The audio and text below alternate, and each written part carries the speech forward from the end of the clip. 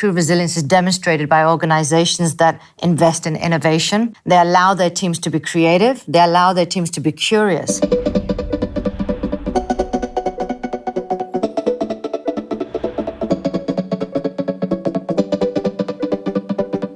I'm Omera Khan, global thought leader in supply chain risk and resilience, and a professor of logistics and supply chain management. What we're facing in the business world today are numerous challenges that actually, when they cascade on top of each other, they become a bigger crisis, what we call the polycrisis. And by the polycrisis, what we mean is that we have multiple risk factors. Now, these could be technological, environmental, geopolitical. We don't know where the risks are coming from, and it becomes very difficult to develop a response system to that. And that's what makes resilience in our supply chains so difficult to achieve. I think it's important to understand redundancy and capacity, having access to capacity when we most need it. It could, for example, be inventory.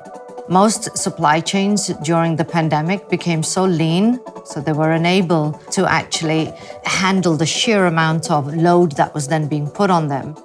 We need to have some amount of redundancy in our organization to be able to respond and be agile to unpredictable changes that can occur at any part of the supply chain network.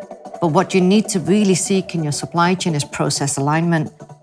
I really do believe that the characteristics of world-class supply chains is that they embed creativity and product innovation, because having just design and innovation is not enough. The design and innovation needs to be integrated with the rest of the supply chain. That's the important part.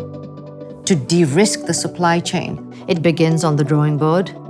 Lots of companies have great designers and design departments. But if those designers are not a critical part of the strategic supply chain decision-making, then it's not fruitful.